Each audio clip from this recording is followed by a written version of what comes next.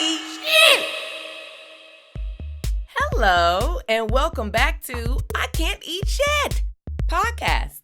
I'm your host, actress, comedian, Shondalia White.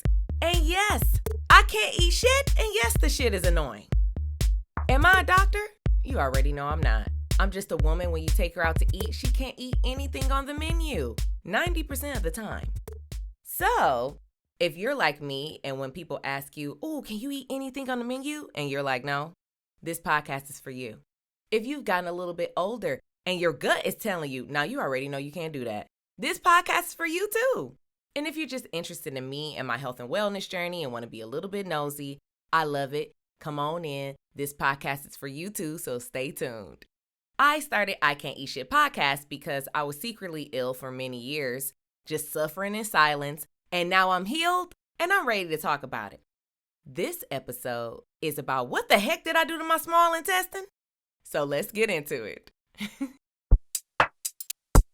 Last month, I left you all on a bit of a cliffhanger because I wanted to talk about what I did to help me with traveling with restrictions. I was doing a lot of traveling for my birthday, and I just thought, you know what, this would be a nice little break from everything we've been talking about. But this month, I'm bringing it back.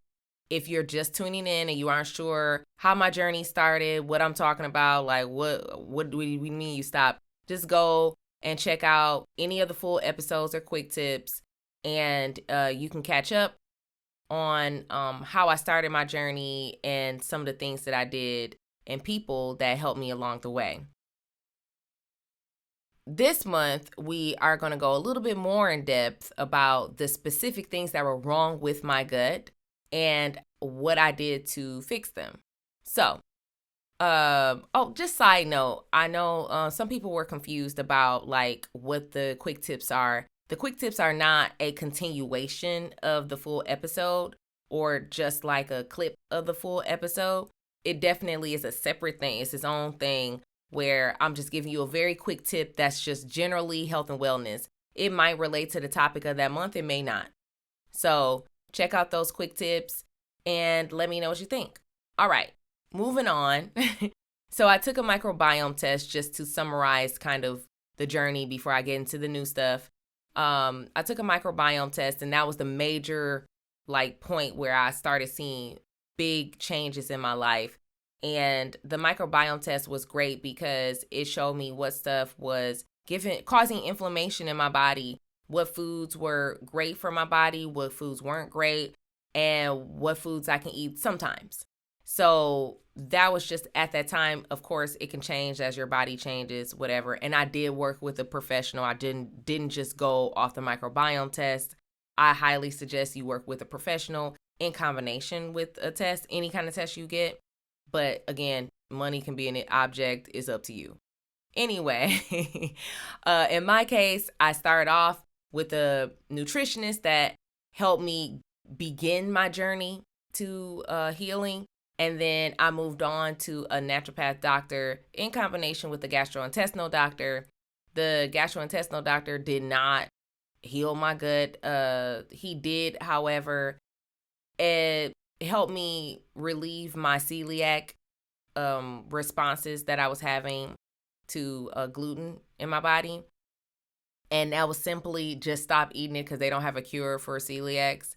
They just make you stop eating it and you don't have the pain anymore. It's really that simple. If you are someone that has some type of gluten intolerance or you have celiacs or something like that, and you're like, I always want to get a test or something, you have to continue eating gluten for a certain amount of time before you can take that test. That's just a FYI. It's not worth it if you are experiencing tremendous pain like I was. So just stop and you'll be fine. Also, I tried to work with my general prac doctor, but again, no help. She just gave me antibiotics and was like, you're actually healthy, you're fine. And clearly I wasn't okay internally.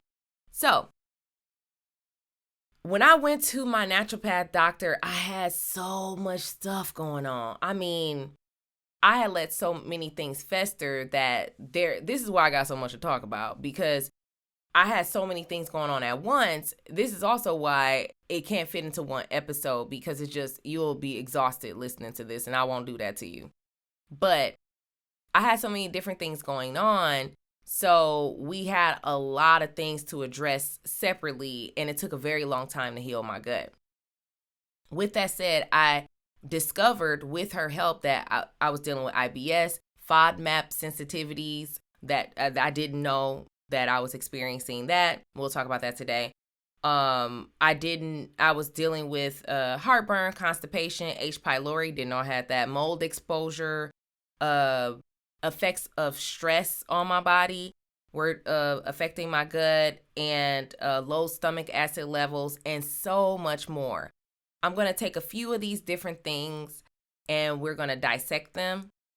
And just know it's a lot, but I prevailed, and you can too. Okay? So let's get into that, because I got sick of the shits. So as I was saying, I got sick of the shits. And I took serious action with the help of my naturopath doctor. And I chose her because she was, not only because she specialized in gastrointestinal issues and things along those lines that I was dealing with, but also because she was very dedicated to getting to the root of the problem, and that was very important to me. I feel like in American society, we care more about pacifying a symptom or just making money by keeping people sick and, whatever. I was just sick of it. I was sick of the shits, y'all. And I was like, no, I want somebody that's going to help me get to the root of the problem. I don't want to take no antibiotics anymore. I don't want like some weird medication. I want to, for real, heal myself so this stuff doesn't recur. And if I do have problems later on, at least I'm familiar with what I need to do, and I can heal it way quicker than I did this time around. With that said, she helped me. She was also dedicated to getting to the root of the problem. And so she helped me figure out that I had a FODMAP sensitivity. Now, what the heck is a FODMAP in general? FODMAPs, I'm just going to read it, is short chain carbs that aren't properly absorbed in the small intestine, and they are fermented in the colon. So what does that mean? Because that's a lot of tech jargon, and I summarized that. They're basically carbs that cause IBS. They aren't properly broken down in people that have sensitive systems, and it can cause a lot of discomfort and pain and the shits, okay?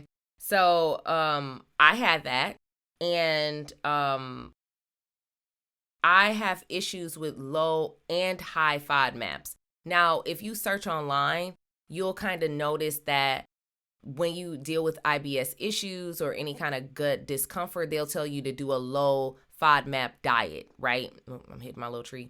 But I have issues with both, the high and the low. So while we were healing my gut, I had to eliminate a lot of FODMAPs just in general, and then gradually add them back. Now, because I had the microbiome test, I was able to kind of compare, right? Because, okay, I got this list of FODMAPs, and if you want a list of different FODMAP foods, you can search that online. I will give you a list of some of the ones that bother my stomach, but I compared those two, like, okay, this definitely is causing inflammation, so I don't want to add that back in. This one is one that's safe for me, but for some reason it's causing issues right now. So I might want to gradually add that back, just to kind of give you the mentality behind how I navigated that whole scenario and situation. With that said, I should also note, I will not add back in stuff I know is hurting my stomach. If I know it hurts, I'm not about to add it back in to figure out if it's going to hurt again. If it was something that maybe was just giving me like the runs or something, then I might go, okay, let's double check and see. And I'll go over that now as far as some of those things that really messed up my stomach. So beans and lentils are FODMAPs, chickpeas, cashews, and pistachios. Collard greens, chard. I love collard greens and chard, but it got to a point where I couldn't eat them. Like, I'm not sure. That is something that I'll likely go back and kind of play around with to see if I can eat it. But every time I ate them, my body could not process it. It wasn't breaking it down properly, and you can tell this by your stool. Bell peppers, tomatoes, kale, potatoes, and sweet potatoes. When I'm saying now, but currently now, I have gradually added potatoes back into my diet. Not sweet potatoes yet, but I have tried potatoes, and I'm fine if I don't overdo it. So if I end up kind of binge eating on potatoes, like, oh, I got baked potatoes, and now I got, scallop potatoes, and now I got processed food maybe that has potato starch in it, or potato chips, this, that. If I start doing potato everything, it's going to bother my system and it'll start feeling inflamed. That's something I learned. So now I know, okay, I can probably have some potato, but just not all the time. So right now I'm currently detoxing from potatoes again. So it's not in my diet. I haven't tried sweet potatoes, and I love sweet potatoes, and I make a bomb sweet potato souffle from scratch. But my body just stopped being able to process them properly, and I wasn't gaining the nutrition from it. Another thing is cauliflower, pickled veggies. I have started adding in pickled veggies a little bit more, like pickles or radish. You know how you had those pickled radishes and stuff like that. I'll do it every blue moon, but I only can do it in small amounts and not all the time. The same bananas are FODMAPs, processed meats. I don't do those at all. Pasta, onions. I did start adding grilled onions back into my diet because I found that the grilled onions do help a little bit, but that's very sparingly because I will feel inflammation. Quinoa, and I love quinoa, but it's just, again, one day it just stopped working. Like, my body, it was just like, it was not processing, it was not taking any nutrition from it. And that's a great protein, especially if you're vegan. And at one point I was vegan. Wheat, of course, because I had celiac, I had to get rid of it. And popcorn, I do eat popcorn, but I found like a gluten-free popcorn, and I do have to watch it because if I start binging on it or eating too much popcorn or corn in general, it will affect my stomach.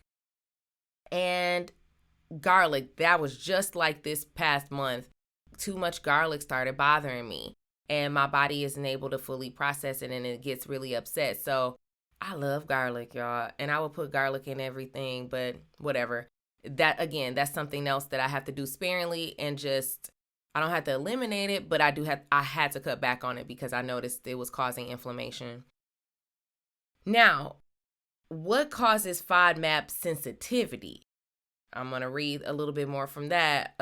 It's usually SIBO. So this is a really big thing. SIBO is small intestinal bacterial overgrowth. Oh, man. This causes an abnormal increase in bacteria in your small intestine that isn't usually found there. So guess who had that happen to me? And what it does is it makes it a serious issue, because if it goes untreated, it can cause other serious issues, such as malabsorption of fats, proteins, and carbs, which can lead to malnutrition and vitamin deficiencies. Guess who's dealing with that? Your girl. I dealt with all of it. So it took a while. It took months for me to really get all of that stuff out and cleansed out. And yeah, all I can do is advise you, if you're trying to treat something like that, don't just go online, because when I went online to look at how people are supposed to treat that stuff, it'll tell you antibiotics. And I am someone that has antibiotic sensitivity. I only have specific antibiotics that my body responds to, and then it also just goes haywire, and it takes a lot for me to get it back to normal. So what I did, I call it a herbal cocktail, and my naturopath and I came up with that herbal cocktail of things such as what was it? It was digestive enzymes, supplements, natural supplements. I had to do my diet changes, probiotics, and stuff along those lines to cleanse out my gut. It was a lot more. I think she even had me do like some teas and stuff too. But if you would like to take a more natural approach towards healing your gut, I just want to reiterate that it takes a long time. It's not something it's not cheap. So if money is an issue, just go to a gastrointestinal doctor and do your own little stuff on research and stuff online, and maybe try to combine that, because you can use insurance with a gastrointestinal doctor and you can't with a naturopath doctor.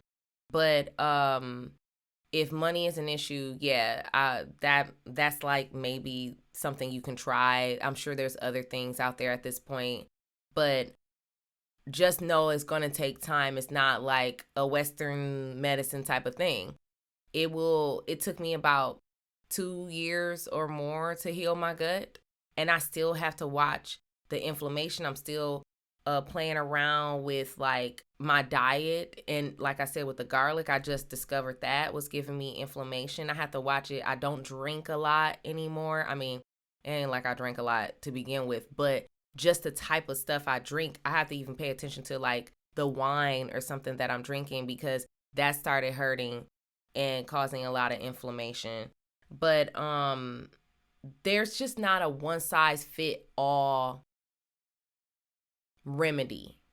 So I can't tell you like just take these things and you'll be fine. It really depends on your system. And I almost feel like it's like that with all types of medicine, because even though it's a natural approach, it's still natural medicine. Like those herbs are medicine. So it's very important that you have a professional help you out to create something that's very specific for your body and whatever things you have going on, because you may think you only are dealing with FODMAPs, sensitivity, and SIBO, but then you'll be like me and have all these other things and you don't know which one to start with. You're just only addressing this because that's what you had the money to do. It pays to just get a professional opinion so you aren't making yourself worse. So I want to throw that out there, because I don't want you to feel like I don't have all the answers. I'm just kind of sharing my experience with you, and I hope that it'll help you take more steps towards improving your own health and taking action in your own health. This segment is called There's Another Way to Do That, where I teach you how I modify recipes based on my restrictions. So this month we're making baked fried chicken. Yes. And spoiler alert, it's not fried at all. So if you one of them people, you trying to be healthy and you trying to cut, fried food, this for you. And even if you just want another way to do your fried chicken, go ahead and check it out. It's for you too. Okay, the secret is we are using baking powder instead of flour. Gluten-free, it's not spicy. Check it out, it's delicious. Don't knock it till you try it. I know it sounds weird. Don't knock it till you try it. Your girl know how to cook. You gotta trust me. You already know the deal. Head on over to my visual playlist here on YouTube. The link is in the description, and it'll also pop up above. Also, you can go to my TikTok. If you're a TikTok person, check it out before it's gone, because we don't know what's going on with TikTok right now. They might get rid of that. But if you're a TikTok person, check it out there and watch, cook it, and let me know how you love it, because you're going to love it. If I had any additional advice for you, it would be to look into FODMAPs. Check it out and see if any of those foods are giving you issues. If they are, it may be something as simple as temporarily eliminating some of that stuff out of your diet, and you can improve your gut health. Also, look into SIBO. What is SIBO more in depth than whatever I told you, in addition to SIBO test and what to expect? Yes, you might want to get one. And lastly, like I always say, if you sitting on some GI tract issues or if you are having gut health issues and you just ignoring it, do something about it. It's not going to go away. It's not going to go away on its own. You got to do something. Early detection is the key. Just take it from me. Take care of your body so it can take care of you, or you're going to be dealing with a lot of shit. This has been I Can't Eat Shit Podcast. Thank you so much for watching and listening. I really appreciate you all. You have no idea.